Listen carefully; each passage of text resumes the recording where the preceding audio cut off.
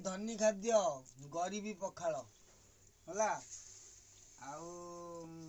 आज तो पखाल दिवस आम ओडावासी आमर प्रिय खाद्य है पखाल। कहला मामू घरे माने बो कथा आलोचना जहाँ ओडिशा रे पखाल दिवस पालन करिया सैया किंतु देसी आलू कदली भजा होती नालिया लंकाटा कला हो जाए आपण मैंने जानवे केमती किंतु यही जो खाद्यटी भले देख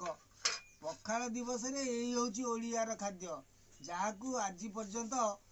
भारत मानचित्र के लिभे पारे जातीय फल आंब कहीं करा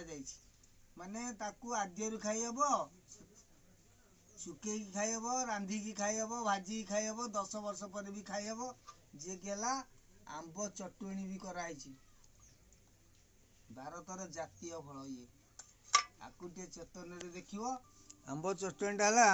कषि आंबटा तो भल देखा जाउनी टिके नेलिया देखा जाउची। देख प्रथम आज मोर प्रथम माने जेंती चटुणी करा टिके नक हलदी पड़ता बेटर होता तथापि चलईदबा आउ ये हूँ आम ओडिया पखाल आउ किंतु यहीटा रही आईटा तो न रही शोभा बढ़न कि स्वादिष्ट आसबनी आ पोदना पत्र तो ना कौन करिया ये हूँ गरीबी लोकर धनी खाद्य से जोटा कि आज सारा विश्व जगत समस्त पखाल दिवस रूप पालन कर हौ खाई सारिकी कहबी साधारण लोकर किंतु यहाँ नीतिदिनर भोजन संध्या